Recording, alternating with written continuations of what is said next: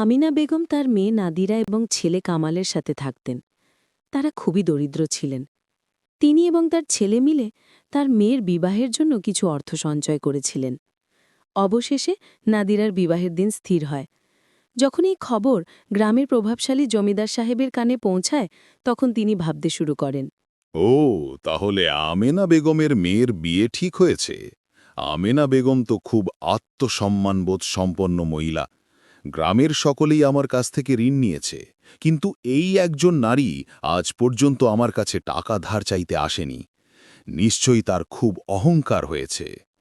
আমিও দেখব এই বিয়ে কিভাবে সম্পন্ন হয়। এখনই কাদেরকে ডেকে পাঠাচ্ছি।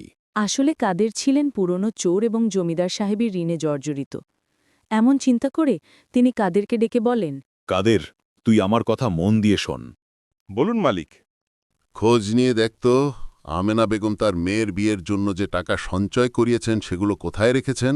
তুই গিয়ে সেগুলো চুরি করে নিয়ে আস আমার কাছে। যে কোনো মূল্যে আমার ওই টাকাগুলো চাই, না হলে তুই... জি মালিক, এখনই খবর নিচ্ছি। শোন, তুই কোনো কাজ ছাড়া ফিরে আসবি না। আমি আমেনা বেগমকে আমার পায়ে লুটিয়ে পড়তে দেখতে চাই। মালিক, আপনি চিন্তা করবেন না, কাজ হয়ে যাবে। এরপর কাদের রাতে আমেনা বেগমের বাড়িতে চুরি করার জন্য রওনা হয়। সুযোগ বুঝে তারা সমস্ত অর্থ চুরি করে